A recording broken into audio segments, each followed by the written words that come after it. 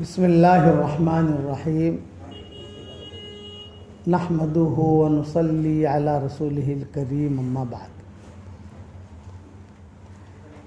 قابل احترام بھائیوں، دوست بزرگوں، جس علم میں اللہ نے مجھے اور آپ کو لگایا ہے وہ علم الہی ہے، اور علم الہی کے ساتھ اللہ کی مدد کا آنا یہ یقینی ہے،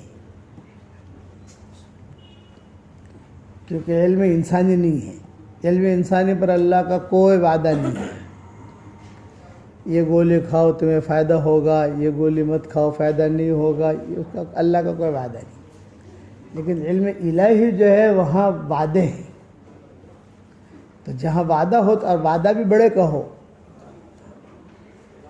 تو بہت بڑی چیز ہو جاتی ہے۔ ایک صحابی نے آ کر حضور صلی اللہ علیہ وسلم سے 25 سوالات کیے تھے۔ ان میں سب سے پہلا سوال یہ تھا، اريد ان اكون اعلم الناس، میں چاہتا ہوں کہ سب سے بڑا مولوی صاحب میں بن جاؤں، سب سے بڑا عالم، سب سے بڑا عالم میں بنوں۔ تو حضور نے جواب دیا، اتق اللہ تکن اعلم الناس، تقوی اختیار کر، سب سے بڑا عالم تم رہو گے۔ اس لیے تقوی کا اور علم کا جوڑ ہے، واتقوا اللہ یعلمکم اللہ، یہ جوڑ ہے۔ یہ بنی اسرائیل اور یہود نصارہ کے جو بڑے بڑے رہبان تھے، جب تک ٹھیک چلتے رہے، بڑے بڑے علماء جو تھے جب تک ٹھیک چلتے رہے ان کا معاملہ ٹھیک چلتا رہا، لیکن جہاں پر نیت بگڑی تو پوری قوم کو ہی اللہ نے ختم کر دیا۔ اس لیے آپ تو قرآن شریف پڑھتے ہو، پڑھاتے ہو، تفسیریں دیکھتے ہو کہ اللہ تعالیٰ نے ان کے تذکرے بہت کیے قرآن میں۔ اتخذوا احبارهم ورهبانهم اربابا من دون اللہ، بہت بڑا عالم تھا بلال ابن باورا، کتابوں میں لکھا ہے کہ مجمع ہلا دیتا تھا، بیان ایسا کرتا تھا، اور اس کے بیان میں مرد عورتیں ٹوٹ ٹوٹ کر آتی تھی۔ نیت خراب ہوئی تو اللہ نے ہٹا دیا۔ خلاصہ کلام یہ ہے کہ صرف علم سے ہم کامیاب نہیں ہوں گے، جان لینا یہ کامیابی کی نشانی نہیں ہے، جاننے کے بعد اس کے تقاضے پورے کرنا، اس پر عمل کرنا، تقوی اختیار کرنا۔ مولانا سید خان صاحب رحمۃ اللہ علیہ کے ساتھ ہم بمبئی سے جا رہے تھے راجدھانی ایکسپریس میں دہلی، تو مولانا سید خان صاحب رحمۃ اللہ علیہ کا معمول تھا سفر میں وہ کہتے تھے بھی آؤ بھی قرآن کا حلقہ کرو، یہ کرو، ایسا حضرت کا معمول تھا، بیٹھو تھوڑا حلقہ کرو، یہ کرو، تجوید۔ تو ہم نے تجوید کی تھی، ایک سکھ بیٹھا ہوا تھا سامنے، میں کہا جی میں بھی آ جاؤں، میں بھی آ جاؤں، ہاں بھی آ جاؤ۔ تو اس نے بھی قرآن پڑھا، اس نے بھی قرآن پڑھا اور تجوید کے ساتھ پڑھا، لیکن یہ قرآن پڑھنا اس کو کامیاب نہیں بنائے گا۔ یہ تو قصہ ہوا مولانا سید خان صاحب رحمۃ اللہ علیہ کے ساتھ، ہمارا قصہ ہوا فرینکفرٹ میں۔ ہم گشت کے لیے ہم نکلے، خصوصی گشت کے لیے، تو خصوصی گشت کے لیے نکلے تھے، وہاں اس وقت میں اتنا کام تھا نہیں جرمن وغیرہ میں۔ ہم نکلے تو ہم نے کہا بھی کوئی بھی آدمی ملتا سمجھتے کہ یہ آدمی تھوڑا مسلمان ہے، تو داڑھی ہوتی تو ہم سمجھتے کہ مسلمان ہے، حالانکہ یہودیوں کی بھی داڑھیاں ہوتی ہیں، اور لمبی لمبی داڑھیاں رکھتے ہیں وہ لوگ۔ ہم نے جو ہے کسی سے بات کرنی شروع کی، وہ دھیان سے سنتا رہا، ہم سمجھے کہ یہ مسلمان ہے، اور وہ تھا یہودی۔ سڑک پر، یعنی مکان میں نہیں، کسی جگہ جس لڑے سڑک پر بات دعوت دیتے ہیں۔ پھر اس نے کہا کہ میں یہودی ہوں۔ اچھا چلو کوئی بات نہیں، آپ یہودی ہیں، اللہ رسول کی بات تو پہنچا دی ہم نے۔ پھر اس نے کہا کہ بخاری شریف میں فلاں جگہ یہ لکھا ہے، مسلم شریف میں فلاں جگہ یہ لکھا ہے، یعنی علمی باتیں کی، حالانکہ ہے یہودی. تو صرف علم حاصل کر لینے سے آدمی جنت تک نہیں پہنچے گا. یہ میرا مضمون یاد رکھنا. مولوی صاحب بن گئے، جنت کی سرٹیفکیٹ ملی، یہ نہیں ہے. علم حاصل کرنے کے بعد اس کے تقاضے آدمی پوری کر. پوری یہود نصارہ کے تاریخ دیکھ لو، جتنے بھی ہلاک ہوئے ہیں جاننے کے باوجود وہ عمل نہیں کرتے تھے. جانتے تھے، انہوں نے اپنے عوام کو جو ہے صرف اپنے منصب کے لیے استعمال کیا. یہ قرآن میں ایک جگہ نہیں، میرے خیال میں 100 جگہ اللہ نے مضمون بیان کیا ہے. 100 جگہ. کیونکہ میں تو تفسیر کر رہا ہوں نا، اور ہمارا آج کا درس قرآن جو چلتا ہے تو اس میں وہ متعلق کی ضرورت پڑتی ہے، تو وہ دیکھتے ہیں 100 جگہ. کئی جگہ تو میں نے اس کو لکھ کر بھیج بھی دیا ہے کہ وہ عوام کو بیوقوف کیسے بناتے تھے. 2 باتوں میں ہماری کرسی باقی رہے، ایک. دوسرا کہ عوام سے ہم الگ الگ طریقے سے پیسے کیسے وصول کریں، یہ کرتے تھے. اس لیے قرآن میں کیا کہا؟ یا ایھا الذین آمنوا. خطاب ہم کو ہے، قصہ ان کا ہے. ان کثیرا من الاحبار والرہبان. بڑے بڑے پیر آ گئے اس میں. احبار بڑے بڑے علماء، رہبان بڑے بڑے مشائخ. ان تاکید کے ساتھ کہہ رہے ہیں یا ایھا الذین آمنوا ان کثیرا من الاحبار والرہبان لا یاکلون اموال الناس بالباطل وَيَصُدُّونَ عَن سَبِيلِ اللَّهِ. جو دینی رہبر ہوگا اس میں اگر تقوی نہیں ہوگا تو 2 برائیاں پیدا ہوں گی. ایک تو لوگوں سے ناجائز طریقے پر مال وصول کرے گا بیوقوف بنا کر. ہمارے ساتھ تو قصے ہوئے ہیں. ایک جگہ کوئی جڑوا تھے، ایک جگہ میں وہاں سے آ رہا تھا نظام الدین سے، تو ہمارے سامنے ایک آدمی بہت ہی معزز اور بہت شریف لگ رہے تھے چہرے سے. ہم پہچانتے نہیں تھے ان کو. میرٹھ کے تھے وہ. ظاہر بات ہے کہ سفر میں تھوڑا سا کیسی طبیعت ہے، کیا ہے، داڑھی بھی تھی، مشرہ تھے. بات چیت ہوئی، یہ ہوا یہ ہوا، ماشاء اللہ. تو انہوں نے کہا کہ بھئی مولانا عمر صاحب پالم پوری کو آپ پہچانتے ہیں؟ مجھے پوچھ رہے ہو. میں نے کہا آپ کے تعلقات، ابا کا انتقال ہو چکا تھا، کہ آپ کے ان سے تعلقات رہے ہیں، آپ پالم پور کے ہیں؟ تو وہ بھی پالم پور کے تھے. انہوں نے میرا نام پوچھا. میں نے کہا محمد یونس پالم پوری. تو وہ اس اعتبار سے پوچھتے ہیں کہ مولانا عمر صاحب پالم پوری، مفتی سعید پالم پوری، تو پالم پوری چھائے ہوئے تھے نا. تو وہ کہ مفتی سعید پالم پوری کو آپ پہچانتے ہیں، مولانا عمر صاحب پالم پوری کو پہچانتے ہیں، کیا ہے کیا ہے. تو میں نے بتایا میں ان کا ہی لڑکا ہوں. مفتی سعید پالم پوری جو ہے یہ ہمارا رشتہ تو نہیں ہے لیکن ہے، ایک ہی علاقے کے ہم لوگ ہیں. پھر انہوں نے کہا کہ مولوی صاحب ایک بات بہت کھٹکتی ہے. تاجر تھے. ایک بات ذہن میں رکھنا کہ اس وقت میں تاجر لوگ بھی مولویوں سے چوکنا ہو گئے. کیوں؟ ہماری چالاکیوں کی وجہ سے. وہ آ کے کہتے ہیں فلاں نے یہ کیا، فلاں نے یہ کیا. ایک علاقے میں گیا 3 کلومیٹر کا فاصلہ، 3 کلومیٹر، زیادہ سے زیادہ ہوگا تو 4 کلومیٹر ہوگا، 5 کلومیٹر ہوگا. وہ دعا کے لیے لے جاتے ہیں نا. 5 کلومیٹر کے فاصلے میں 3 مدرسے، دارالعلوم. یہاں 200 بچے پڑھ رہے ہیں، یہاں 300 بچے پڑھ رہے ہیں، یہاں.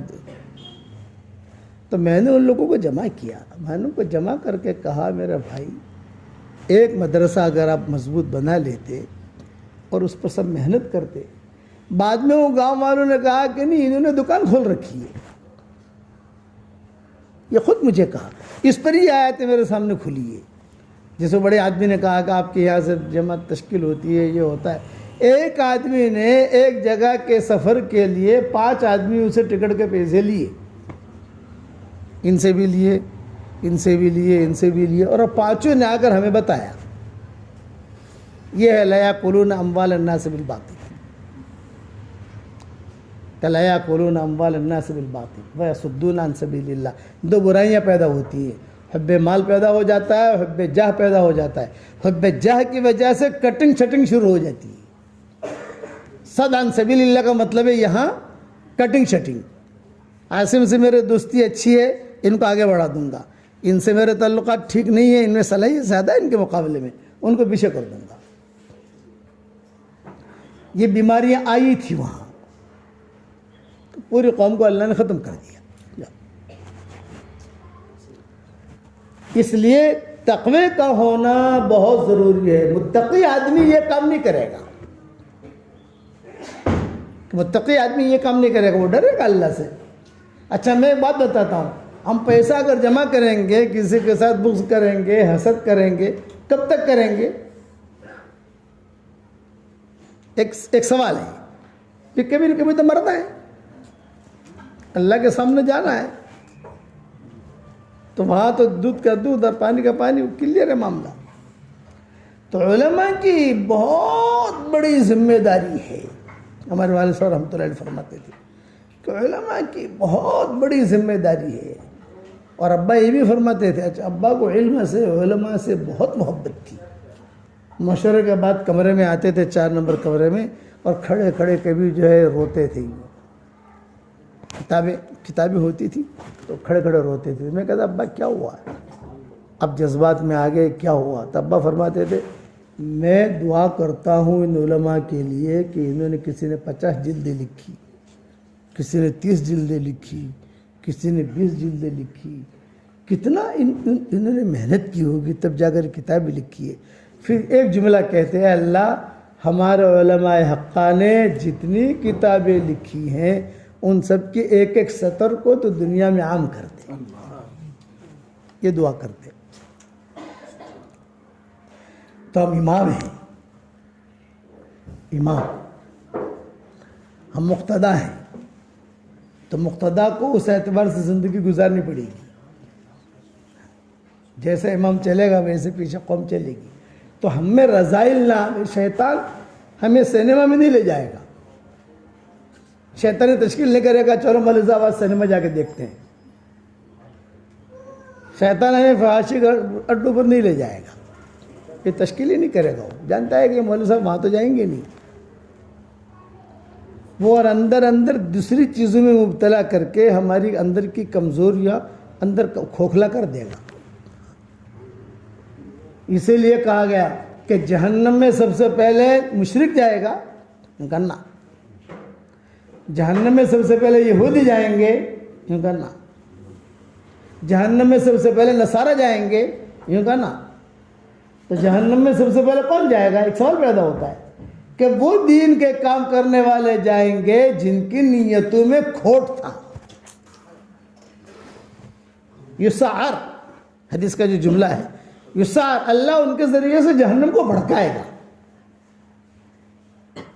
اس پر ابو ہریرہ بھی روئے ہیں، حضرت معاویہ بھی روئے ہیں، یہ روئے ہیں کہ اوہ قاری سخی شہید قرآن کی خدمت کی، جہنم میں گیا، جان بھی دے دی، جہنم میں گیا، وہ نیت کے کھوٹ کی وجہ سے۔ اس لیے ہماری نیت صحیح ہو۔ اور اچھا ایک بات بتاؤں، عبد القادر جیلانی تو ہم پیدا کریں گے نہیں، اس وقت مولانا قاسم نانوتوی بھی نہیں آئیں گے۔ ہم چاہیں کہ مولانا قاسم نانوتوی جیسا آدمی آئے، جیسے ہمارے یہاں آپا لولو چلی گئی، اب ہماری بہنیں، ہماری بچیاں چاہیں کہ آپا لولو جیسے بن جاؤں، اب وہ تو گئی، ویسا تو کوئی آنے والا ہے نہیں، اللہ ہے کہ اللہ تعالیٰ کے کسی عمر ابن عبدالعزیز چلے گئے تو عمر ابن عبدالعزیز جیسا کوئی آئے؟ تو جو جاتا ہے اپنی جگہ خالی چھوڑ جاتا ہے، لیکن کم سے کم ہم ان کی نقل تو کر سکتے ہیں، اتنا تو کر سکتے، نہیں کر سکتے، وہ ٹاپ گریڈ پہ نہیں جا سکتے، لیکن کم سے کم آدمی ڈرتا رہے، چلتا رہے۔ بے باک آدمی جو ہوتا ہے وہ خطرناک ہوتا ہے۔ چوک ہو گئی، معافی مانگ لی، رستے پر آ گیا، منزل میں پہنچ جائے گا۔ یہود نصارہ کے جو علماء تھے وہ اپنے قریب میں رونقیں جمع کرتے تھے، بھیڑ، یہ مولوی صاحب کی الگ بھیڑ، یہ مولوی صاحب کی الگ بھیڑ، یہ مولوی صاحب کی الگ بھیڑ، اور پھر ان کو ایسے ایسے چیزیں بتاتے تھے کہ وہ ان کے مرید ان کے ہی رہے، ان کا مرید یہاں جانا نہیں چاہیے۔ ہمارا دین تو ایسا نہیں ہے۔ یہ اللہ نے ان کے قصے بیان کیے، وَأَلْقَيْنَا بَيْنَهُمُ الْعَدَاوَةَ وَالْبَغْضَاءَ إِلَىٰ يَوْمِ الْقِيَامَةِ۔ اب سورہ مائدہ پڑھو، صرف سورہ مائدہ اب بار بار پڑھو تو ہماری پولیں وہاں کھلیں گی، یعنی ہم لوگوں کے پولیں وہاں کھلیں گی۔ سورہ مائدہ آپ جب پڑھو گے تو اس میں اللہ نے ان کی پولیں بہت کھولی ہیں۔ اکالون للسحت، سماعون للکذب، اکالون للسحت۔ پھر آخر میں کہا وَمَن لَّمْ يَحْكُم بِمَا أَنزَلَ اللَّهُ فَأُولَٰئِكَ هُمُ الْكَافِرُونَ، وَمَن لَّمْ يَحْكُم بِمَا أَنزَلَ اللَّهُ فَأُولَٰئِكَ هُمُ الْفَاسِقُونَ، وَمَن لَّمْ يَحْكُم بِمَا أَنزَلَ اللَّهُ فَأُولَٰئِكَ هُمُ الظَّالِمُونَ۔ اب اس میں کیا تعویل کریں گے ہمارے مفسرین، کیا تعویل کریں گے ان آیتوں کی؟ تو کھلے احکامات، کھلے ڈنڈے اللہ نے مارے ہیں۔ افتؤمنون ببعض الکتاب وتکفرون ببعض، کتاب کے کچھ حصے کو لیتے ہو، کچھ حصے کو چھوڑ دیتے ہو۔ تمہارے لیے دنیا میں بھی ذلت ہے، مرنے کے بعد بھی ذلت ہے۔ یہ قرآن میں میرے والد صاحب رحمۃ اللہ علیہ چونکہ قرآن بہت پڑھتے تھے، بیانات ہوتے تھے نا ابا کے، تو اس اعتبار سے بیانوں میں کہتے تھے یہ چیزیں۔ اور کبھی کبھی تو مجمع میں جیسے روانگی کی بات عام طور سے ابا کی ہوتی تھی، عام طور سے، اور حضرت جو ہے وہ دعا کے لیے تشریف لاتے تھے، تو کبھی کبھی حضرت بھی جو ہے روتے تھے اور اپنے آنسو یوں پوچھتے تھے۔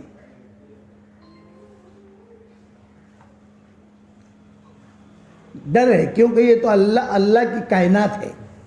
آج اللہ نے مجھے آپ کو علم کے لیے منتخب کیا، آج اللہ نے ہم کو قرآن کے لیے منتخب کیا، ہم لوگ قرآن والے ہیں، اللہ نے ہمیں منتخب کیا ہے، بچوں کو پڑھاتے ہیں، تو ہماری نیتیں اونچی ہو، سوچ اونچی ہو۔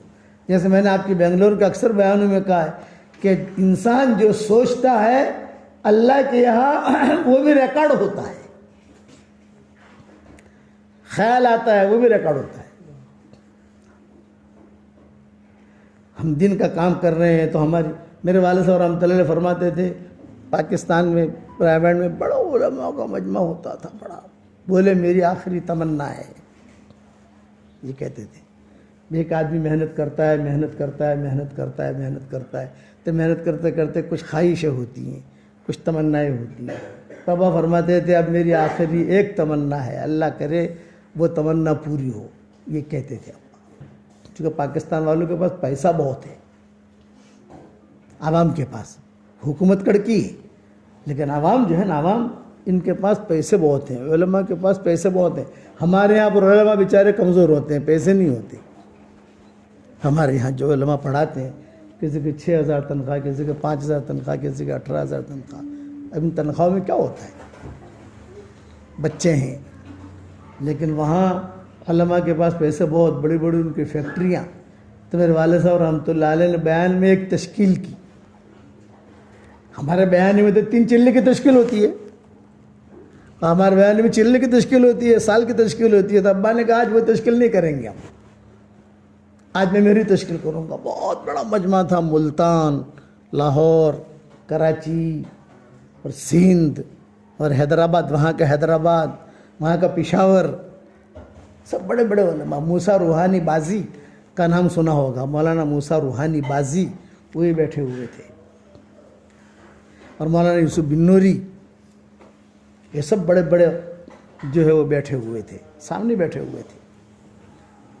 مولانا روحانی موسیٰ روحانی بازی رحمۃ اللہ علیہ ابا کے سامنے بچے کی طرح کے بیٹھتے تھے، اور ایک جملہ کہتے تھے، میں صرف ان کے بیان میں آتا ہوں اور کسی کے بیان میں نہیں جاتا۔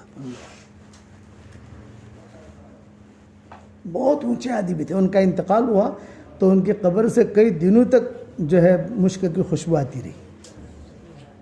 میں جب بھی جاتا ہوں تو ان کی قبر پر ضرور جاتا ہوں. مولانا احمد علی لاہوری اور مولانا موسیٰ روحانی بازی، ان دونوں کی قبروں سے مشک کی خوشبو آئی. ان دونوں کی قبریں قریب قریب ہیں لاہور میں.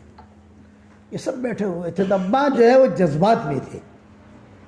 ابا نے کہا میں اتنے میں نے بیانات کیے، اتنا میں نے کام کیا، اللہ تعالیٰ نے مجھ سے کام لیا. اب میری آخری خواہش، اللہ مجھ سے پوچھے کہ بھائی تمہاری کیا خواہش ہے بتاؤ، تو میں اللہ کو کہوں گا میری خواہش یہ ہے. اب ظاہری بات وہ تو اینڈ ہے نا. اللہ جب پوچھے تمہاری کیا خواہش ہے تو میں کہوں گا میری خواہش یہ ہے. یہ ابا نے کہا. اب جب یہ بات کی تو سارے علماء متوجہ ہوئے. تو ابا نے کہا ہمارے مدرسے جو چل رہے ہیں، علم ایک نور ہے، تو میں چاہتا ہوں کہ ہمارے مدرسے میں پڑھانے والا شیخ الحدیث وہ تنخواہ نہ لے. یہ ابا نے کہا. ایک دوسرا کہ 4 لاکھ روپیہ 5 لاکھ روپیہ وہ اپنی طرف سے زکوٰۃ کے پیسوں میں سے نہیں، علم کے لیے ہمیں میل کی ضرورت نہیں ہے، جو نور ہے اس کے لیے ہمیں میل کی ضرورت نہیں ہے. اپنے حلال کمائی میں سے تیری اتنی فیکٹریاں ہیں، وہ تھے بیٹھے ہوئے، تیری اتنی فیکٹریاں ہیں، تو تم جو ہے خود اپنے پیسوں سے مدرسہ بناؤ اور اپنے پیسوں سے جو ہے تم چیزیں کرو. جو اللہ نے تمہیں اتنا مال دیا ہے تو اس کے لیے کون کون تیار ہے؟ اسی وقت تشکیل ہو گئی، لوگ کھڑے ہو گئے. میں کروں گا، میں بھی شیخ الحدیث ہوں، میں آج سے تنخواہ میری بن. تو ابا کی حیات میں تو وہ چیز وجود میں نہیں آئی. ابا کا تو انتقال ہو گیا، لیکن اب وہ دارالعلوم تیار ہو گئے اور وہ اسی طریقے سے چل رہے ہیں الحمدللہ. جو ابا کی خواہش تھی کہ پڑھانے والے جتنے ہیں کوئی تنخواہ نہیں لیتا، مالدار ہے. میں آپ کو یہ نہیں کہتا کہ اب تنخواہ مت لو. معیار وہ بنایا ابا نے کہ میری خواہش یہ ہم علم پڑھاتے ہیں، اللہ کا نور پڑھاتے ہیں، اللہ کا نور تقسیم کرتے ہیں، تو اس میں میل کیوں داخل کریں ہم. پھر ابا نے فرمایا کہ تم اچھا میں ایک مرتبہ میرا سفر یا مفتی احمد خان پوری کا نام سنا ہوگا آپ نے. یہ بہت اہتمام کرتے ہیں ہمیں بلانے کا ڈابھیل.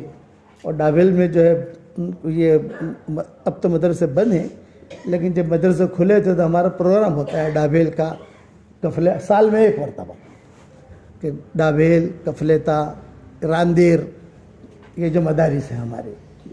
پھر اس طریقے سے اب کئی مدارس ہیں وہاں اس علاقے میں، تو ڈابھیل کا ہمارا ایک پروگرام ہوتا ہے ہر سال کا. اس میں کھانا ہمارا ہوتا ہے محتمم صاحب کے گھر. یعنی پہلے سے طے ہے کہ جب بھی یونس کا پروگرام ہو تو کھانا ہمارے گھر ہوگا، محتمم صاحب کے گھر. اور چائے ہوگی مفتی احمد کے یہاں، چائے ہوگی. پھر ہمیں وہ عود کی شیشی دیتے ہیں وہ مفتی احمد صاحب بہت اہتمام سے. اور بیان کے اندر بیٹھنا سب علماء وغیرہ سب. یہ تو میں نے ایک مرتبہ ان سے کہا، میں نے کہا کہ یہ ہمارے مدارس جو چل رہے ہیں یہ اللہ چلا رہا ہے. محتم صاحب بھی تھے ہمارے، ان کے گھر ہمارا کھانا ہوتا ہے، بہت اکرام کرتے ہیں. ترتیب یہ ہوتی ہے 10 بجے ڈابھیل پہنچنا،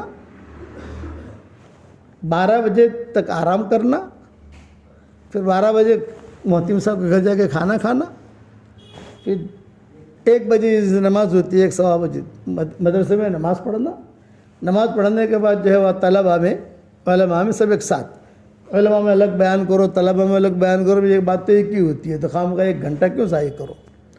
وہ کر کے پھر مفتی صاحب کے یہاں چائے وغیرہ پی کر پھر باڈولی چلے جانا. باڈولی جا کر وہاں کے علماء سے، تو وہاں مجھے ایک آدمی نے ایک بات کہی. یہ کہا کہ مولوی صاحب ایک مولانا ابراہیم صاحب ہیں، آپ پہچانتے ہو؟ میرے داماد کے بھائی تھے وہ جو کہنے والے. میں نے کہا نہیں. ان کا وہ اپنا ادارہ چلاتے ہیں، 1 پیسہ زکوٰۃ کا نہیں لیتے. اعلان کر رکھا ہے کہ زکوٰۃ کا پیسہ مت دینا، اللہ کا دینا ہو تو دینا. میں قرآن حفظ کرا رہا ہوں لوگوں کو. میں نے کہا وہ ادارے میں ہمیں جانا ہو تو کیا ہمارے جانا یعنی پروگرام بنتا ہے نا. بنگلور آ رہے تھے تو 10 دن پہلے 15 دن پہلے نظام بنتا ہے, یہ کرتا ہے, یہ ٹکٹیں بنتی ہے. لیکن میں نے کہا نہیں, ان کے ادارے میں مجھے اچانک پہنچ جانا ہے,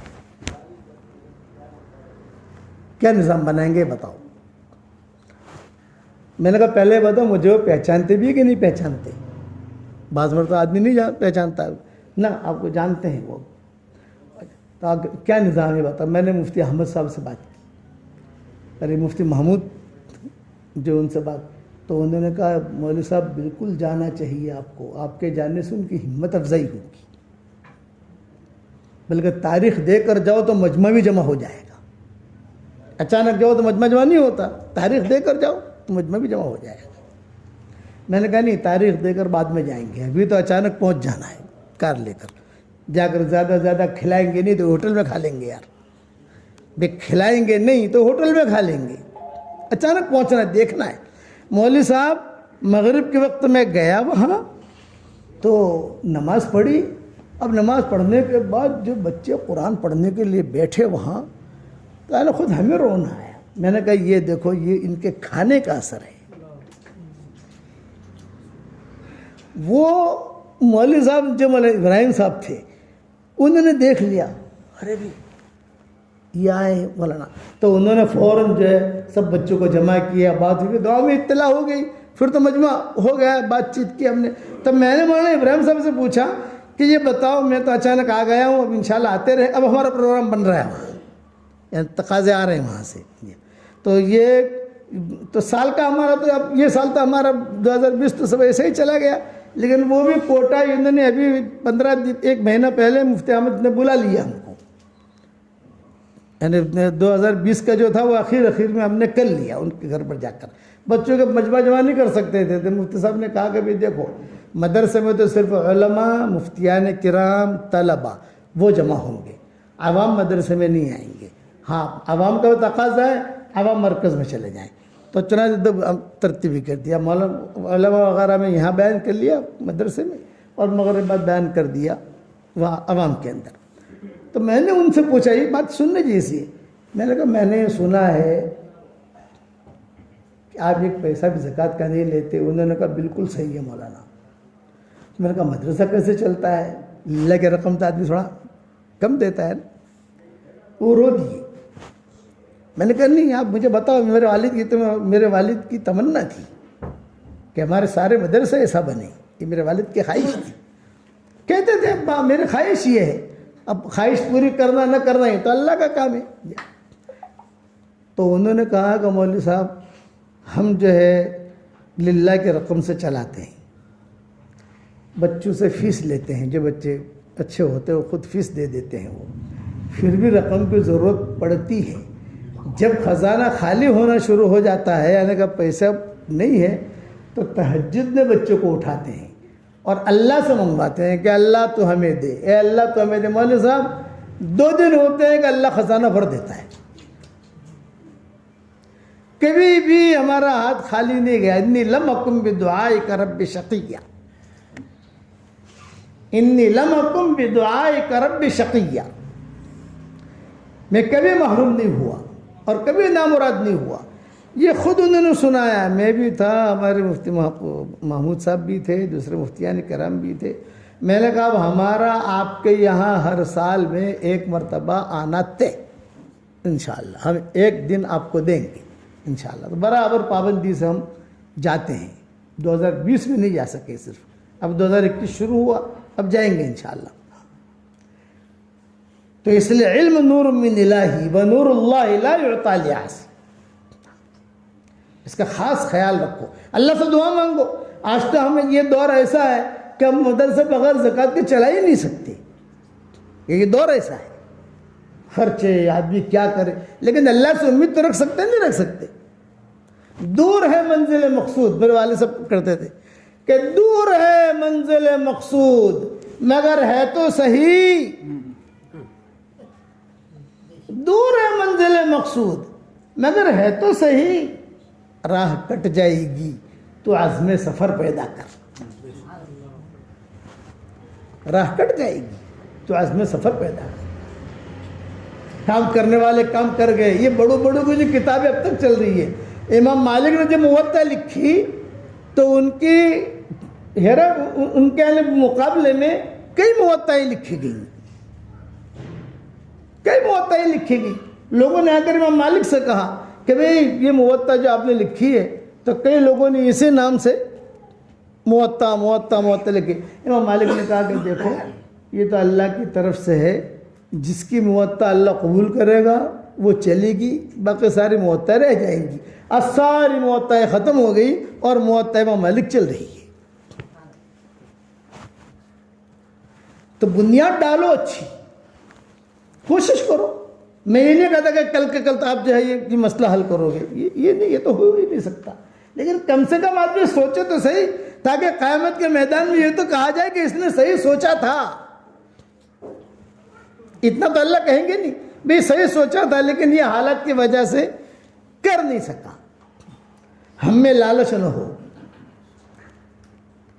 نہیں، ہمارے پاس اللہ کا نور ہے، ہم جو ہے کسی کے سامنے ہاتھ نہیں پھیلائیں گے. جتنا مولانا الیاس صاحب رحمۃ اللہ علیہ فرماتے تھے، جتنا تم مستغنی رہو گے. اب میں تمہیں کیا قصہ سناؤں. حضرت جی مولانا یوسف صاحب رحمۃ اللہ علیہ ایک دور ہمارے یہاں مرکز میں ایسا گزرا تھا کہ فاقے ایک طرف شیخ بیٹھے ہوئے اپنا پردہ ڈال کر، ایک طرف مولانا یوسف صاحب رحمۃ اللہ علیہ بیٹھے ہوئے اور مرکز میں فاقہ ہے.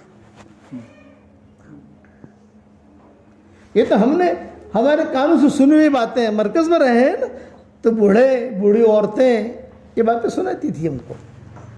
بچپنا ہمارا وہاں گزرا ہے ابا کے ساتھ. تو کہا کہ بالکل وہاں کچھ نہیں، تو یہ ہمایوں کا مقبرہ ہے وہاں، تو وہاں سے گلر لاتے تھے، طلبہ کو بھیج دیتے تھے، جب وہاں سے گلر لے آؤ، کچھ تم وہاں کھا لینا اور کچھ یہاں لے آنا. تو یہاں مرکز میں جو بھی طلبہ ہیں ان کو دے دیں گے. اتنے میں دلی کے ایک بٹن کے تاجر تھے، یہ 5 لاکھ روپیہ لے کر آئے. اس زمانے میں 5 لاکھ، آج کے 5 کروڑ.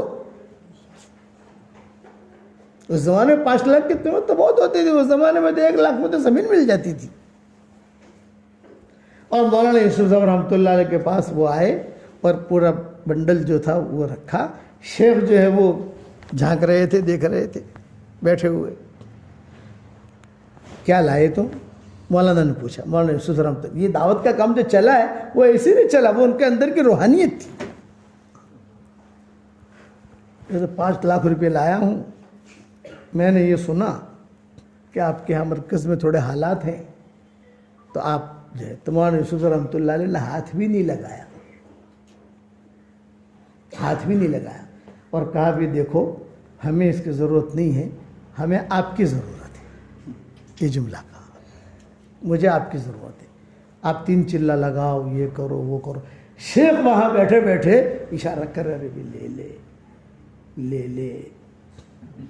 شیخ بچیاں بھوکی ہیں، فاقے پر فاقے ہیں، لیکن مولانا یوسف رحمۃ اللہ نے دیکھا ہی نہیں. شیخ کہہ رہے ہیں کہ بھی یہ ساری تقریریں کرنے کا وقت نہیں ہے. ہوتا ہے نا، ہر ایک کا مزاج الگ الگ ہوتا ہے، ابھی تو حالات ایسے چل رہے ہیں. خیر، حضرت نے مولانا یوسف رحمۃ اللہ علیہ نے قبول نہیں کیا، ان کی تشکیل کر دی. ان کا بھی میں 3 چلہ تو نہیں جا سکتا، آپ بھی 1 چلہ لگا لو. 1 چلہ بھی نہیں جا سکتا. کتنا وقت لگاتا تھا؟ منشی بشیر ہوتے تھے ہمارے یہاں. منشی جی ان کو اللہ کے راستے میں بھیج دو. اب وہ امانت تھی کہ اسے سنبھال کے رکھ لو، یہ 10 دن لگا کر آئیں گے. اب وہ 10 دن میں آدمی ولی بن جاتا تھا. وہ 10 دن ایسے لگتے تھے کہ آدمی قطب بن جاتا تھا. بہت بڑا ڈاکو ہمارے ابا کے ساتھ نکلا، بہت بڑا ڈاکو. ہندوستان کی حکومت ڈرتی تھی اس ڈاکو سے. 3 دن اس نے لگائے، اور 3 دن لگانے کے بعد یہی ڈاکو مسجد کے کونے میں بیٹھ کر دعا کر رہا ہے، رو رہا ہے. ابا کہتے تھے کہ اندھیری رات تھی، مسجد میں اندھیرا تھا، کسی کو رونے کی آواز آ رہی تھی. میں نے کہا یہ بتی میں نہیں جلاؤں، اس کا اللہ کے ساتھ معاملہ ہے، کہیں جو ہے وہ یعنی اس کی دعا میں اثر پڑے گا. آہستہ آہستہ اسے پتہ نہ چلے. میں پیچھے جا کے بیٹھ گیا تو دیکھا تو وہ ڈاکو تھا، اور دعا میں کیا کہہ رہا تھا؟ ایک جملہ کہہ رہا تھا، اے اللہ یہ تبلیغ والوں کی مثال. تو وہ ابا نے اہل کہف کا قصہ بیان کیا تھا مجمع میں. اس نے بھی سنا تھا کہ تبلیغ والوں کی مثال تو اصحاب کہف جیسی ہے اور میری مثال اس کتے جیسی ہے جو اصحاب کہف کے ساتھ چلا تھا. اے اللہ اس کتے کے لیے تو نے جنت کا وعدہ کر لیا ہے, مجھ کتے کو بھی جنت میں داخل کر دینا. تو ابا کہتے تھے میں بیٹھا بیٹھا رو رہا تھا آہستہ آہستہ, میں کہہ رہا تھا کہ اللہ تیری رحمت کی بارش اس پر برس رہی ہے, کچھ قطرے مجھ پر بھی ڈال دے.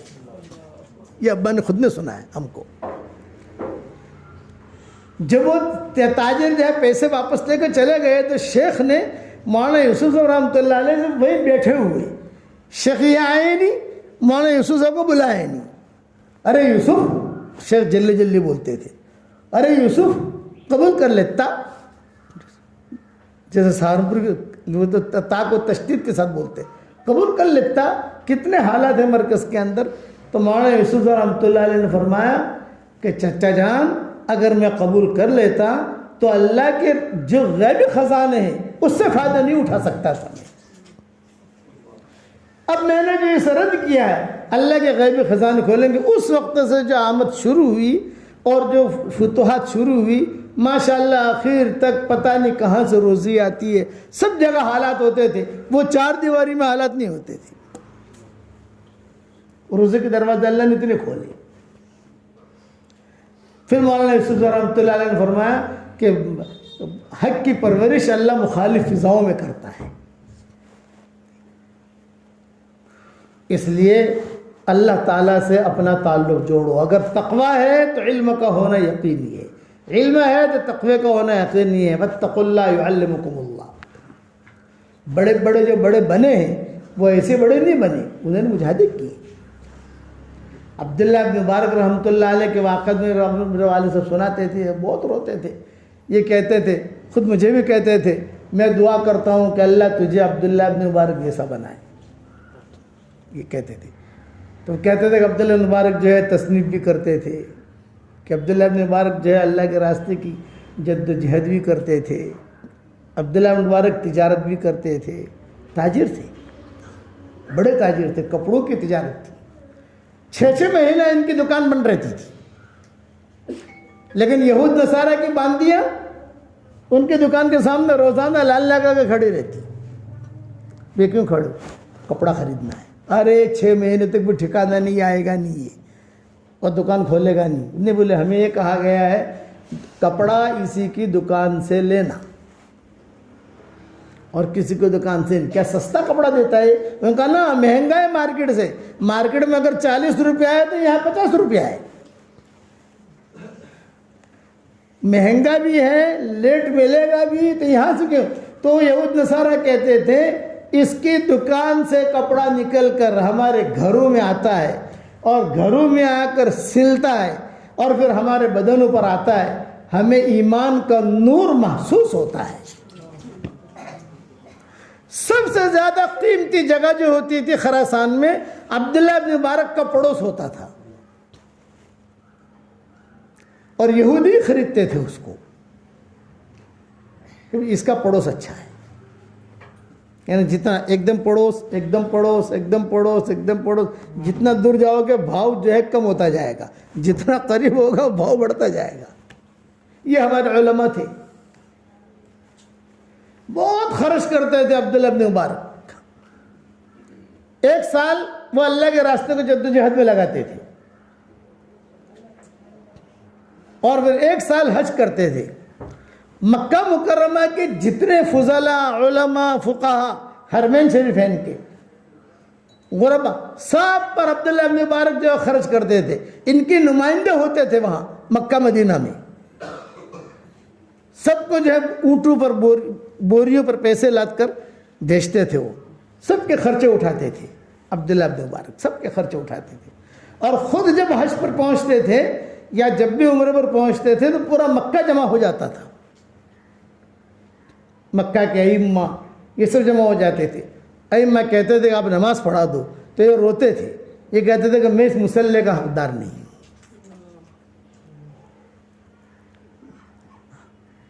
مسجد نبوی میں پہلی صف میں نماز پڑھتے تھے, فقہا نے لکھا ہے.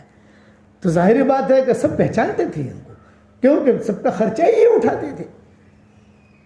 ان کو جو ان کے کئی دوست تھے. فضیل ابن عیاض سے ان کی خاص دوستی تھی, لنگوٹیا دوست جسے کہتے ہیں. جیسے حضور صلی اللہ علیہ وسلم کے لنگوٹیا دوست دو تھے, ایک حضرت حمزہ اور ایک عثمان ابن مظعون. تو حمزہ تو چچا بھی ہوئے اور دوست بھی ہوئے, کہ ساتھ ہی نکاح ہوا تھا حضرت عبداللہ کا اور عبد المطلب کا. دونوں نے ایک ساتھ نکاح کیا تھا. لڑکی دیکھنے گئے تھے عبداللہ کے لیے, تو دوسری لڑکی دیکھی حالہ, وہ پسند آ گئی, تو عبداللہ کا نکاح تو کر دیا آمنہ کے ساتھ, اور حالہ کے ساتھ عبد المطلب نے خود نے نکاح کر لیا. تو حالہ کے پیٹ سے پیدا ہوئے حمزہ, اور یہ آمنہ کے پیٹ سے پیدا ہوئے حضور صلی اللہ علیہ وسلم. تو دونوں کی پیدائش حمزہ کی اور یہ حضور صلی اللہ علیہ وسلم کے قریب قریب تھی.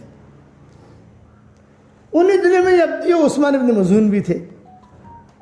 تو عثمان ابن مظعون سے بڑے تعلقات رہے حضور صلی اللہ علیہ وسلم کے, بہت, یعنی اتنے لنگوٹے دوست تھے کہ انہوں نے کبھی بھی حضور کو چھوڑا نہیں ہے. جیسے حضور کا بستر یہاں لگتا تھا نا, تو عثمان ابن مظعون کا بستر قریبی رشتہ داری کتنی قریش ہے, رضائی بھائی ہیں. دودھ ساتھ پیا ان دونوں نے, حضور نے اور عثمان ابن مظعون نے. حضور کو جو شادی ہوئی تو دلہے کے ساتھ دوست جاتے ہیں نا, بھئی حضور دلہا بنے. حضرت خدیجہ رضی اللہ تعالیٰ عنہ کے ساتھ جو نکاح ہوا حضور صلی اللہ علیہ وسلم کا, تو حضور دلہا بنے, وہ دلہن بنی. تو دلہے کے ساتھ عام طور سے ایک دو دوست ہوتے ہیں. آپ کے یہاں بھی تو ایسا ہی ہوتا ہوگا بھائی, ہوتا ہے نا. تو حضور کے ساتھ کون تھا؟ یہ عثمان ابن مظعون تھے. سارا مکہ سمجھتا تھا کہ یہ دونوں بھائی ہیں, حالانکہ بھائی نہیں تھے, لنگوٹیا دوست. لیکن جب حضور صلی اللہ علیہ وسلم, اچھا بستر بالکل قریب, جب شادی ہو گئی تو حضور کا بستر اندر لگنے لگا حضرت خدیجہ کے ساتھ, اور یہ ان کا باہر لگنے لگا. بس فرق اتنا, جب حضور کو خلاف نبوت ملی اور حضور نے جب نبوت کا اعلان کیا تو عثمان ابن مظعون نے اپنا بستر لپٹا, بس اب تیری میری جدائی, اب کبھی میرے پاس آنا مت, اب کبھی میں تیرا چہرہ نہیں دیکھوں گا. یہ کیا تو نے بتوں کے خلاف بات کہہ دی؟ تو حضور نے کہا بھئی میں اللہ کی بات کر رہا ہوں, تمہیں پسند ہے تو قبول کرو, لیکن دوستی تو ختم مت کرو. اچھا حضور کو ایسی محبت تھی کہ حضور ان کو چھوڑنے, بعض لوگوں کے تعلقات ہوتے ہیں تو حضور خود چھوڑنا پسند نہیں کرتے تھے, لیکن یہ روٹ کے چلے گئے عثمان ابن مظعون. حضرت خدیجہ پر بہت بوجھ پڑا, آپ کا دوست چلا گیا. آپ نے فرمایا میں کیا کروں, اس دوست کی وجہ سے میں دین کا کام تو نہیں چھوڑ سکتا ہوں. تو حضور جو ہے کبھی کبھی ان کے گھر پہ جاتے تھے. ارے وہ عثمان ہے, تو وہ گھر والے کہتے, وہ اندر ہوتے تھے, وہ کہتے تھے کہ نہیں. ایک مرتبہ حضور صلی اللہ علیہ وسلم باہر بیٹھے ہوئے تھے, حضرت خدیجہ اپنے کمرے میں تھی, شادی ہو گئی, نکاح ہو گیا, نبوت بھی مل گئی, بچے پیدا ہو گئے. اتنے میں عثمان مظعون وہاں سے گزرے. وہ جب دیکھتے تھے کہ محمد بیٹھے ہیں, محمد کہتے تھے, وہ محمد بیٹھے تو یوں چارہ کر کے گزرتے تھے, یعنی حضور کی طرف دیکھتے نہیں تھے. وہ میں ناراض ہوں تجھ سے. تو ایک بولتا حضور نے خود نے بلا لیا, ارے بھائی عثمان, تیرے میری اتنی پرانی دوستی, تو مجھے بہت یاد آتا ہے, کم سے کم ایسی بے رخی بھی کیا جو سلام تک نہ پہنچے. سرے راہ ہوئی ان سے ملاقات اکثر, سرے راہ ہوئی ان سے ملاقات اکثر, اس نے دیکھا بھی نہیں, ہم نے پکارا بھی نہیں. شاعر کہتا ہے کہ سرے راہ ہوئی ملاقات ان سے اکثر, اس نے دیکھا بھی نہیں, ہم نے پکارا بھی نہیں. جا بھائی, سالوں تک ایسا چلتا رہا. حضور بلانے کی کوشش کرتے تھے, ڈالتے تھے کسی کو, ابھی میرا دوست لے آؤ یار, کافر تو کافر, لاؤ تو صحیح, وہ نہیں آتے تھے. تو حضور نے خود نے کہا رہے عثمان ایسی بے رخی بھی کیا جو سلام تک نہ پہنچے, ملاقات تو کر. اب یہ موڑ میں تھے, یہ آ گئے, حضور کے پاس بیٹھ گئے. حضرت خدیجہ کو پتہ چلا کہ آئے ہیں. حضرت خدیجہ خوش ہو گئی, بچیوں کو بجا پانی لے جاؤ, کھجور لے جاؤ, ارے بڑے دنوں کے بعد روٹھا ہوا آیا ہے. بیٹھ گئے حضور کے پاس. حضور کے پاس آ کر جب بیٹھے تو حضور صلی اللہ علیہ وسلم نے یوں دیکھا آسمان کی طرف، 1 منٹ تک یوں دیکھتے رہے آسمان کی طرف. پھر حضور نے نیچے دیکھا، پھر یوں دیکھا، پھر یوں دیکھا، پھر یوں دیکھا. یعنی یہ عثمان بن مظعون جو ہے دیکھتے رہے سارا مضمون کہ کیا کر رہے ہیں یہ، کبھی دیکھا نہیں میں نے ایسا محمد ایسا کرتا ہو. جب حضور صلی اللہ علیہ وسلم ایک دم فارغ ہو گئے، نارمل ہو گئے، ہاں میں عثمان کیا حال ہے، لیکن محمد یہ بتا تو نے کیا کیا. آسمان کی طرف دیکھا، پھر اور کئی ڈھنگ میں آتا ہے روایتوں میں، یوں کر کے یوں دیکھا، پھر آہستہ آہستہ آہستہ آہستہ نگاہیں نیچے کی. تو ظاہری بات ہے کہ ایک آدمی جو قریبی دوست ہو تو وہ تو تعجب کرے گا کہ بھئی یہ کیا. تو حضور نے فرمایا میرے پاس فرشتہ آتا ہے اور ابھی ایک آیت لے کر آیا ہے. اچھا کون سی آیت؟ تو حضور نے یہ آیت پڑھی، ان اللہ یأمر بالعدل والاحسان وایتاء ذی القربی وینہی عن الفحشاء والمنکر والبغی یعظکم لعلکم تذکرون. یہ آیت سنتے ہی اشہد ان لا الہ الا اللہ واشہد ان محمد رسول اللہ، صرف یہ آیت سنتے ہی. بہت مستشرقین اس وقت میں دنیا میں ہیں جنہوں نے صرف اس آیت کو پڑھ کر اور اس کی تشریح سن کر مسلمان ہوئے کہ پورا خزانہ ہے اس کے اندر.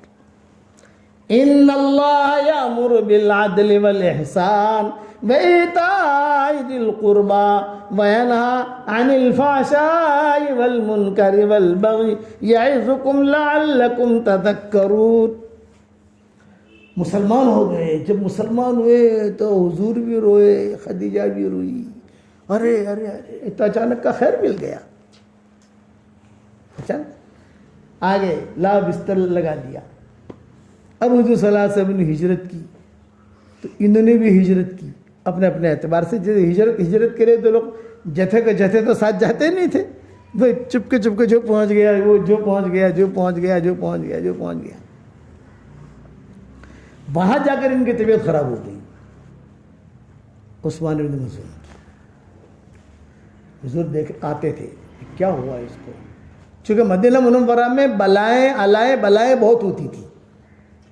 سانپ، بچھو، بھوت، پلید، جنات مرکز تھا یہ حضور کے جانے سے پہلے. یہ بخار کی جو الگ الگ قسم کے بخار ہوتے ہیں، چنانچہ قصے ہوتے تھے کہ ٹھنڈی بہت پڑتی تھی. ایک مرتبہ فجر کی نماز میں مدینہ منورہ میں کوئی آیا ہی نہیں، کوئی نہیں، صرف حضور اور بلال. حدیثوں میں قصے آتے ہیں کہ صرف یہ دونوں تھے، کوئی نہیں. تو حضور نے فرمایا کہ آج مقتدی کہاں چلے گئے سب، آج سارے کہاں چلے گئے، ایک بھی نہیں ہے، ابوبکر بھی نہیں، عمر بھی نہیں، کوئی نہیں. تو حضرت بلال نے کہا کہ حضرت آج اتنی سردی ہے کہ وہ لوگ گھر سے نہیں نکل سکتے ہیں. حالانکہ مکانات کوئی 2 کلومیٹر پہ نہیں تھے، تو لگے ہوئے تھے مکانات سب کے، کوئی نہیں آیا. تو حضور نے دعا مانگی. پھر بیماری آئی ہجرت کے بعد، بلال کو ابوبکر کو بخار آ گیا، فلاں کو بخار آ گیا. حضرت عائشہ نے کہا کہ میرے والد تو جو ہے یہ مکہ کی وادیوں کو یاد کرتے ہیں کہ مکہ میں کتنا اچھا ماحول تھا، فضا تھی یہاں یہ. تو حضور نے دعا مانگی کہ اللہ میرے مدینہ کے مال میں برکت دے، شعیر میں برکت دے، جو میں برکت دے، ہمارے سا میں برکت دے، ہمارے مد میں برکت دے، اور اللہ یہاں سے بیماریوں کو دور کر. پھر حضور نے جمع کر کے کہا اب جو ہے بڑی بلائیں مصیبتیں قیامت تک یہاں نہیں آئیں. حجون ایک جگہ ہے، جب اب آج اللہ تعالی ہم سب کو مکہ مدینہ لے جائے، جب مکہ مدینہ کا سفر کرو گے تو بیچ میں وہ بستی کا بورڈ آتا ہے، وہ یہودیوں کی بستی تھی. آپ نے فرمایا کہ بڑھیا کی شکل میں یہ چیز یہاں سے چلے گی، وہاں ہے، یہاں نہیں آئی. صرف قیامت کے قریب حضور نے فرمایا کہ جب قیامت کے قرب ہوگا تو اس وقت میں مدینہ منورہ خالی ہو جائے گا، کوئی رہے گا نہیں، ایک آدمی بھی نہیں رہے گا مدینہ میں. مسجد نبوی کھلی رہے گی، جنگلی بھیڑیے، جنگلی شیر، کتے یہ مسجد نبوی میں داخل ہوں گے اور ممبر کے قریب جا کر پیشاب کریں گے. یہ حضور نے فرمایا. یہ میں نے بیان کیا، مفتی سعید صاحب زندہ تھی، ان کا آخری بیان انہوں نے میرا سنا، بہت روئے مفتی سعید صاحب. اور مفتی سعید صاحب تو خاموش نہیں رہتے تھے، تو مجھے کہا تم نے موطا کا حوالہ کیوں دیا؟ یہ تو بخاری مسلم میں بھی آتا ہے. میں نے کہا بخاری مسلم میں نے دیکھی نہیں تھی حضرت، مجھے تو موطا کا، یہ مفتی صاحب کی میری آخری بات ہوئی ہے مفتی سعید صاحب کی، کہ تم نے موطا کا حوالہ کیوں دیا؟ بھئی تو حافظ ابن حجر نے بھی لکھا، وہ تو عالم آدمی تھے، ہم تو ان پڑھ آدمی، تو تم نے موطا کا حوالہ کیوں دیا؟ تم نے یہ حوالہ دینا چاہیے. یاد رکھو کتابوں میں بخاری میں کوئی چیز ہے، ترمذی میں کوئی چیز ہے، ابو داؤد میں کوئی چیز ہے، طحاوی میں کوئی چیز ہے، تو ٹاپ حوالہ دیا کرو، جس ان کی عادت تھی مفتی صاحب کی. اس پر مفتی صاحب بہت روئے انتقال سے پہلے. مدینہ جب یہ کرونا وائرس کا جب چلا نا، تو لوگ اس سے جوڑتے تھے اس کو کہ وہ دن آ گئے. تو میری بیوی پوچھتی تھی مدینہ سے کہ حضرت یہ دن آ گئے، کہ میں نے کہا نہیں ابھی تو مدینہ منورہ بھرا ہوا ہے ماشاءاللہ. مسجد خالی تھی حالات کی وجہ سے، وہ بھی اب بھرنے لگی الحمدللہ. لیکن وہ تو مسجد بھی خالی ہو جائے گی، جنگلی بھیڑ، جنگلی شیریے یہ سب آئیں گے. تو صحابہ نے پوچھا کہ حضرت مدینہ کے پھل کون کھائیں گے؟ بولے وہی کھائیں گے. وہ دن اللہ ہمیں نہ دکھائے، آئے گا ضرور، کیونکہ حضور نے فرمایا ہے. تو یہ عثمان ابن مظعون کا جب انتقال کا وقت قریب آیا، پھر حضور کو اطلاع ہوئی کہ عثمان ابن مظعون کا انتقال ہو گیا. تو عثمان ابن مظعون کے پاس آئے اور حضور صلی اللہ علیہ وسلم نے ان کی پیشانی کو بوسہ دیا، پھر سر اوپر کیا، حضور رو رہے تھے، پھر بوسہ دیا، پھر سر اوپر کیا، پھر ایک جملہ کہا، ہمارے قافلے کا یہ مقدمۃ الجیش ہے، یہ آگے جا رہا ہے، سب کے انتظام کرے گا آگے جا کے. یہ عثمان ابن مظعون. باتوں پر باتیں نکلتی گئی. میں تو یہ کہہ رہا تھا کہ عبداللہ بن مبارک کا قصہ سنا رہا تھا کہ وہ خوب خرچ کرتے تھے. ان کے خاص دوست تھے فضیل بن عیاض رحمۃ اللہ علیہ، حتیم میں بیٹھے رہا کرتے تھے. وہ عابد الحرمین سے ان کا لقب معروف تھا کہ فضیل بن عیاض کون؟ عابد الحرمین. تو ایک مرتبہ حتیم میں جب بیٹھتے تھے تو یہ بھی بڑے عبداللہ بن مبارک، فضیل بن عیاض تو وہاں کے تھے ہی، 6 مہینہ مکہ مکرمہ میں گزارتے تھے، 6 مہینہ مدینہ منورہ میں گزارتے تھے فضیل بن عیاض. تو عبداللہ بن مبارک جب جاتے تھے تو بہت اہتمام سے، کسی کے گھر میں یہ نہیں ٹھہرتے تھے. عبداللہ بن مبارک کسی کا مہمان نہیں بنتے تھے. وہ کہتے تھے کہ میں اللہ کا مہمان ہوں، نبی کا مہمان ہوں. مسجد میں اپنا قیام کرتے تھے، اور کبھی مسجد میں، اس زمانے میں اتنی پابندیاں تو تھی نہیں، مسجد میں کچھ کھا لیا، ستو وغیرہ پی لیا، اور وہ بھیڑ رہتی تھی علماء کی. حضرت بیان کرو تو حدیث جھوم جھوم کے بیان کرتے تھے. ہر ایک حدیث بیان کرنے کا طریقہ ہوتا تھا. جیسے امام مالک کا طریقہ یہ ہوتا تھا کہ حضور کی قبر کے قریب میں بیٹھ کر حدیث بیان کرتے تھے، تو چھڑی ہاتھ میں ہوتی تھی. تو حضور کی کوئی حدیث ہوتی تو اشارہ کرتے اس قبر والے نے یہ کہا ہے. ابوبکر کی کوئی حدیث ہوتی، یہ قبر والے نے یہ کہا ہے. عمر کی حدیث ہوتی، یہ قبر والے نے یہ کہا ہے. یہ ان کا ڈھنگ تھا، ہر ایک کا اپنا ڈھنگ ہوتا ہے بیان کرنے کا. تو عبداللہ بن مبارک جو ہے وہ بھی جھوم جھوم کر حدیث بیان کرتے تھے. مصر میں ایک عالم تھے، وہ رقص کرتے کرتے حدیث بیان کرتے تھے، رقص کرتے تھے. سال میں ایک مرتبہ جو ہے ایک ہی حدیث ان کے پاس تھی صحیح سند کے ساتھ. تو حج سے پہلے کی نہیں، حج کے بعد کی تاریخ لوگوں کو دیتے تھے تاکہ لوگ حج میں آویں اور حج کے بعد مصر جاویں، ان سے وہ حدیث لیں اور پھر جو اپنے علاقوں میں جاویں. کتنا مجاہدہ ہوتا تھا ایک حدیث کے لیے. آج ہمارے یہاں ہے، ہمارے ماشاءاللہ کتابیں بھری پڑی ہیں، پنکھے بھی ہیں، ایئر کنڈیشن بھی ہیں، کھانا بھی ہے. تو یہ فضیل بن عیاض کے پاس جا کر بیٹھتے تھے. تو فضیل بن عیاض نے ایک مرتبہ کہا، ارے عبداللہ دیکھ میری زندگی دیکھ، تیری زندگی دیکھ. میں 6 مہینہ مکہ میں رہتا ہوں، 6 مہینہ مدینہ میں رہتا ہوں، خوشبوئیں لگاتا ہوں، طواف کرتا ہوں، عمرے کرتا ہوں، اور تو کبھی عرش پر. کوئی لوگ ہم سے پوچھتے ہیں مول صاحب اپنا ایڈریس دو. میں نے کہا ہمارا ایڈریس کیا دے بھائی، ہمارا ایڈریس لے کر کرو گے کیا تو؟ نہیں ملاقات کے لیے آئیں گے. میں نے کہا ہمارا ایڈریس کبھی عرش پر، کبھی فرش پر، کبھی در بدر، کبھی ان کے گھر. غم عاشقی تیرا شکریہ کہاں کہاں سے گزر گئے. غم عاشقی تیرا شکریہ کہاں کہاں سے گزر گئے. کچھ پتہ نہیں کہاں ہوتے ہیں.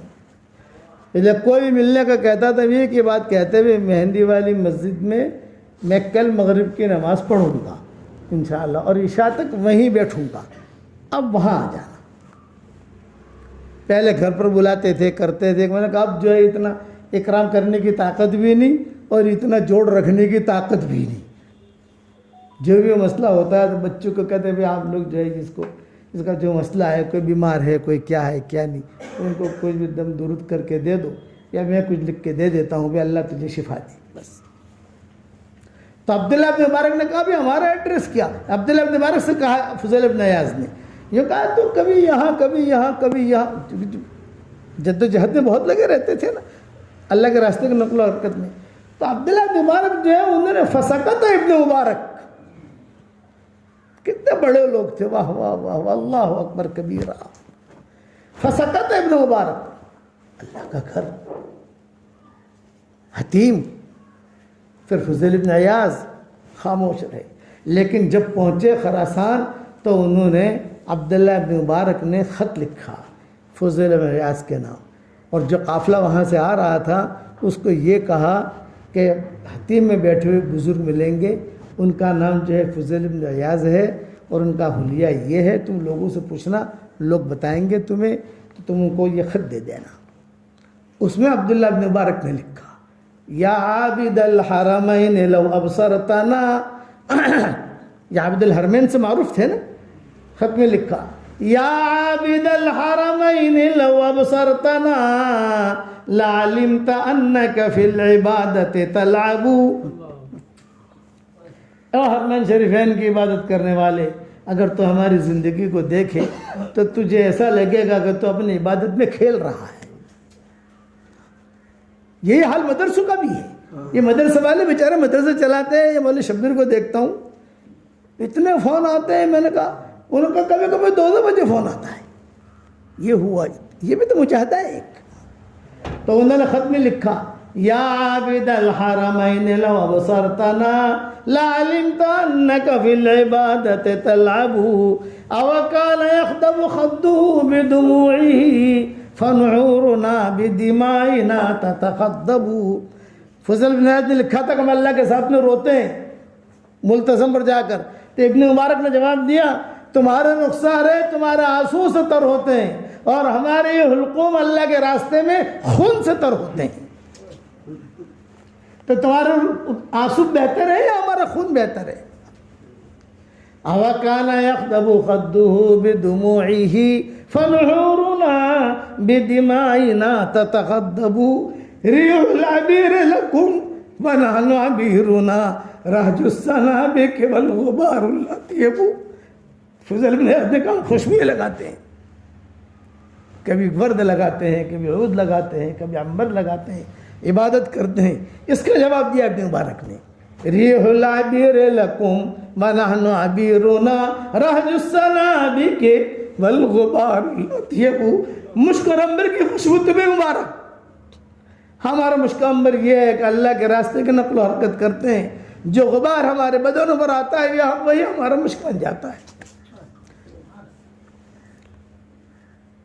وہی ہمارا مشک اور عنبر بن جاتا ہے. یہ خط جب پہنچا ہے اوہو فضل بن عیاض بہت روئے اور خط کو لیا ملتان اور حتیم میں جو کعبہ تھا وہاں سے اس کو چپکایا اور چپکا کر کہا کہ اللہ میں عبداللہ بن مبارک کو سمجھ نہیں سکا ہوں.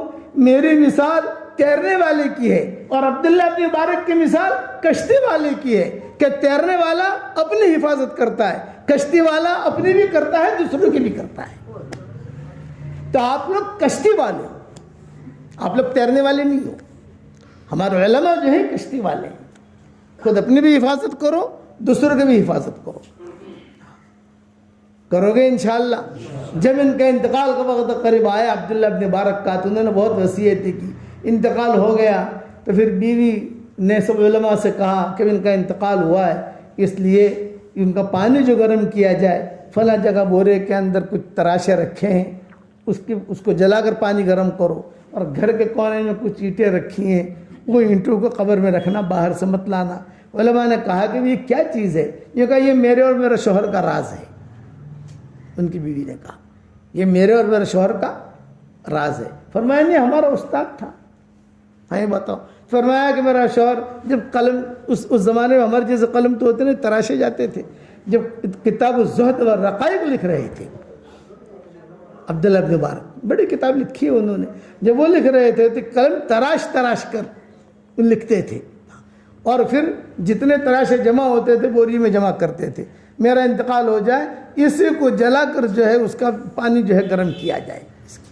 اور یہ اینٹیں اللہ کے راستے سے جب آتے تھے تو ہم دونوں میاں بیوی غبار جمع کرتے تھے، ایک ٹکیا بنتی، 2 ٹکیاں ہی بنتی، 3 ٹکیاں ہی بنتی، ٹکیاں زیادہ بن جاتے تھے، ایک اینٹ بنا دیتے۔ یہ اللہ کے راستے کے غبار ہے کہ اینٹیں ہیں، اور یہ کہتا لا یجتمع علی عبد غبار فی سبیل اللہ ودخان جہنم، کہ حضور نے کہا ہے کہ جہنم کا دھواں اور اللہ کے راستے کا غبار ایک ساتھ جمع نہیں ہو سکتا ہے کہ ان اینٹوں کی وجہ سے اللہ مجھے معاف کر دے۔ یہ تھے ہمارے اسلاف۔ تو آپ لوگ تیرنے والے نہیں ہو، آپ کے دل میں یہ بات بٹھا دو، آپ تیرنے والے نہیں ہو، آپ کشتی والے ہو۔ قوم کو لے کے چلو گے انشاءاللہ۔ اللہ تعالیٰ مجھے بھی عمل کرنے کی توفیق عطا فرمائے۔ کیا تشکیل 3 چیز مولانا کیا تشکیل کرنی ہے؟ مولانا عبدالشکور صاحب، یہ مفتی شفیق، پہلے تو یہ ارادہ کرو کہ ہم سال لگایا ہے، اگر مثال دے رہا ہوں سال لگ گیا تو سال لگ گیا، تو اس کے بعد پھر سال کی جو ترتیبیں ہوتی ہے ہمارے حضرات کی، وہ نہیں لگا تو کم سے کم زندگی میں ایک مرتبہ ہمارے علماء حضرات اپنی پڑھائی کا نظام کر کے، ہمارے والد صاحب رحمۃ اللہ علیہ فرماتے تھے پڑھائی کا نظام کر کے، کوئی بخاری پڑھا رہا ہے تو 1 سال کے لیے تھوڑا سا نظام کر لے، کوئی ابو داؤد پڑھا رہا ہے مدرسے والے نظام کریں، 1 سال لگا لے۔ اس کے لیے کون تیار ہے بتاؤ؟ یعنی اپنی سہولت سے کل سے یعنی آدمی سوچے تو صحیح، میں نے کیا کہا، سوچ میں ریکارڈ ہوتی ہے وہاں، صحیح سوچو گے تو صحیح سوچ ریکارڈ ہوگی، غلط سوچو گے تو غلط سوچ ریکارڈ ہوگی وہاں۔ مفتی شفیق صاحب کیا نظام ہوتا ہے علماء کا یہاں؟ فرمائیے، جیسے مولانا نے فرمایا وہ اللہ کے راستے کی دھول، تو وہ تو اس وقت میں ہمارے پاس بہت آسانی کے ساتھ دستیاب ہے۔ اللہ کے راستے میں جو اس وقت میں جماعتوں کی نقل و حرکت ہو رہی ہے، اس کے ذریعے آسانی سے اور تو اس کا اس کے علاوہ تو کوئی بدل ہے نہیں، تو اس لیے نیت کریں، جن کا سال نہیں لگا ہے وہ تھوڑا سا نیت کریں، کھڑے ہو جائیں۔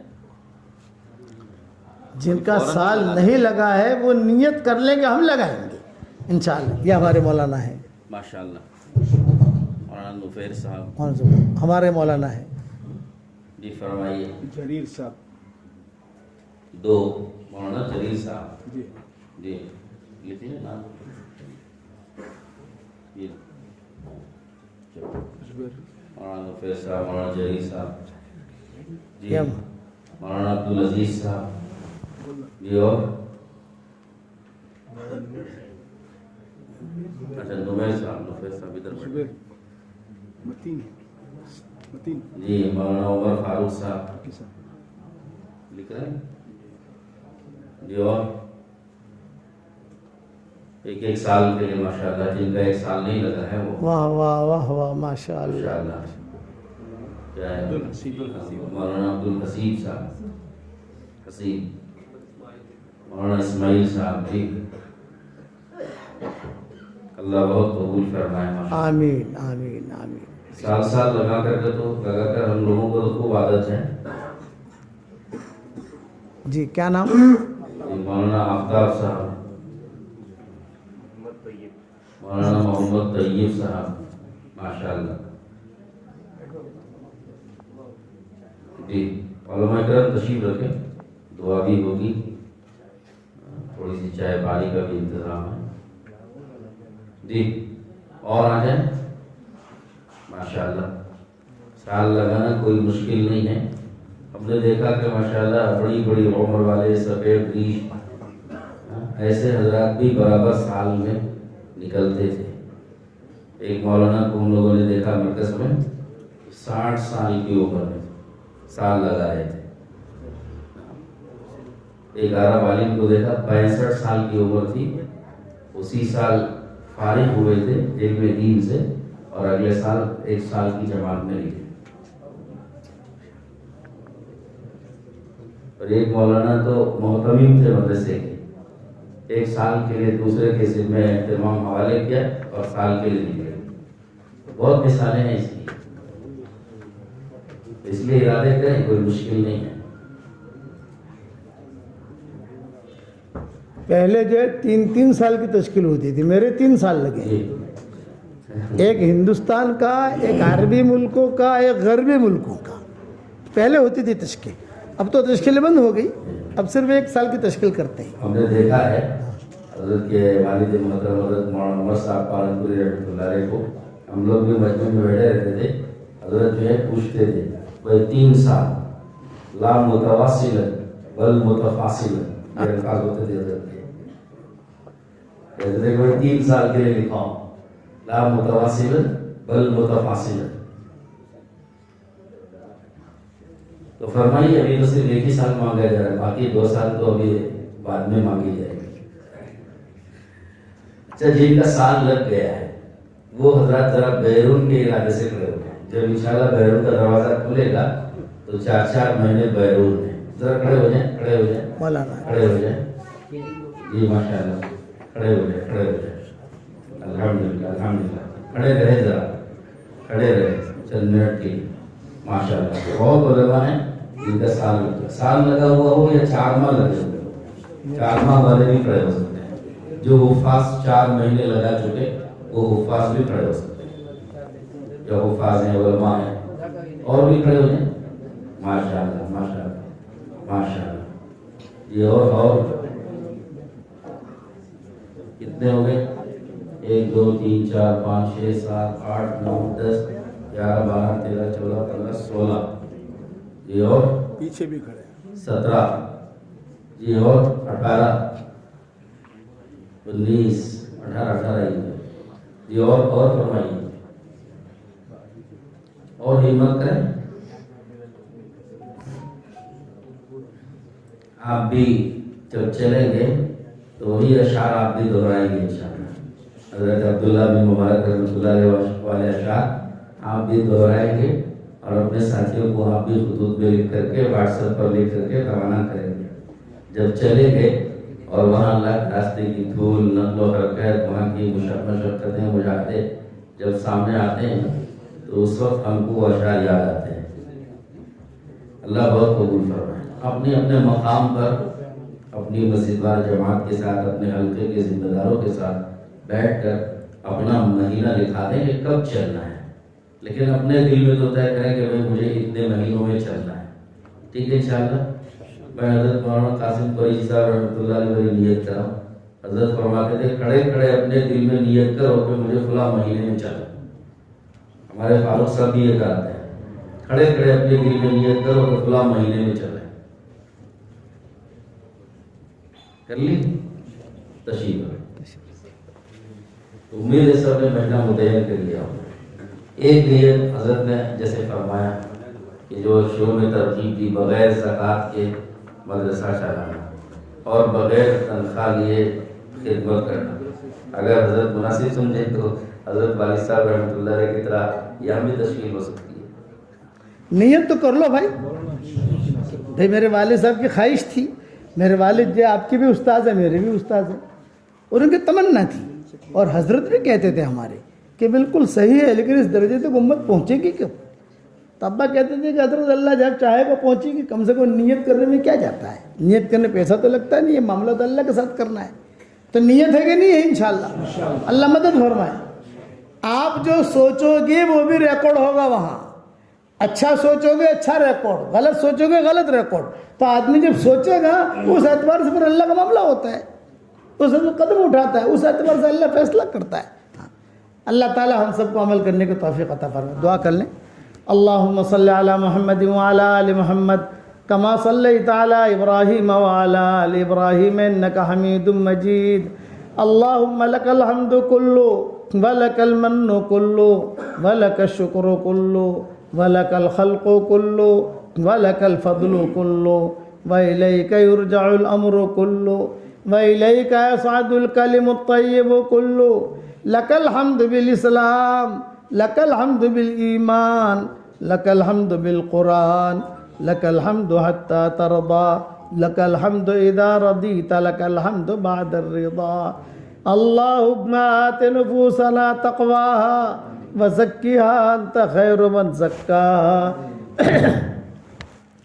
انت ولیہا و مولاہا اے اللہ ہمارے گناہوں کو معاف فرما اے اللہ ہماری خطاؤں سے درگزر فرما اے اللہ ان علماء کرام کو قبول فرما ان کی نیتوں کو قبول فرما ہمارے شہر میں آنے کو قبول فرما اس شہر کے پروگراموں کو قبول فرما اس شہر سے رخصت ہونے کو قبول فرما اے اللہ دونوں جہاں کی سرخروئی کا معاملہ فرما اے اللہ ہمارے یہاں آنے کے بعد جو بھی ذرہ خیر وجود میں آیا ہو تو اس کی نگرانی فرما اس کی آبیاری فرما اس کی آبپاشی فرما اے اللہ ہر معاملے میں ہمارے انجام کو خیر فرما ہر حالات کو درست فرما غیبی تائید شامل حال فرما اے خوبصورت پردے والے اے خوبصورت چادر والے ہمارے عیبوں پر پردے ڈال دے ہمیں مستفید الاخیار میں شامل فرما دے عباد صالحین میں شامل فرما دے جو کام کرنے سے آپ خوش ہوتے ہو وہ کام کرنے کی ہمیں توفیق عطا فرما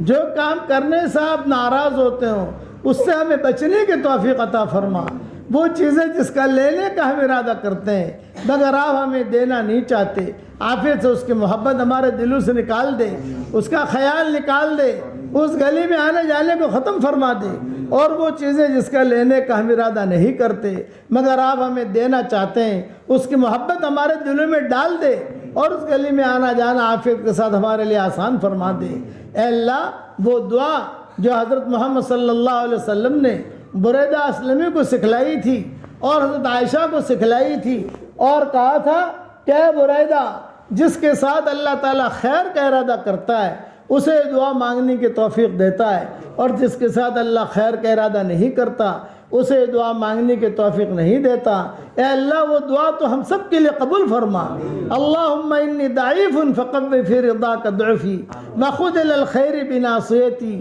واجعل الاسلام منتہی رضائی اللہم انی ضعیف فقوینی وانی ذلیل فاعزنی وانی فقیر فاغنینی یا ارحم الراحمین یہ دعا حضور صلی اللہ علیہ وسلم نے اب بریدہ کو سکھائی تھی یا حضرت عائشہ کو سکھائی تھی اے اللہ یہ دعا تو ہم سب کے لیے قبول فرما وہ دعا جو حضور صلی اللہ علیہ وسلم نے حضرت فاطمہ کو سکھائی تھی وہ دعا بھی تو ہم سب کے لیے قبول فرما وہ دعائیں جتنی حضور صلی اللہ علیہ وسلم نے تنہائی میں مانگی ہیں صحابہ کے سامنے مانگی ہیں اور کئی دعائیں جو کتابوں میں آ گئی ہیں کئی دعائیں ایسی ہیں جو کتابوں میں نہیں آئی تنہائی میں آپ ہی سے بات کی ہے اے اللہ ان ساری دعاؤں کو ہم سب کے لیے تو قبول فرما جو خیر کلان کی دعائیں مانگی ہوں وہ ہمارے لیے قبول فرما جن شرور سے پناہ چاہیے ہو ان شرور سے عافیت سے تو ہماری حفاظت فرما ہمیں علم نافع عطا فرما اے اللہ ہمیں کشتی والا بن کر زندگی گزارنے کی توفیق عطا فرما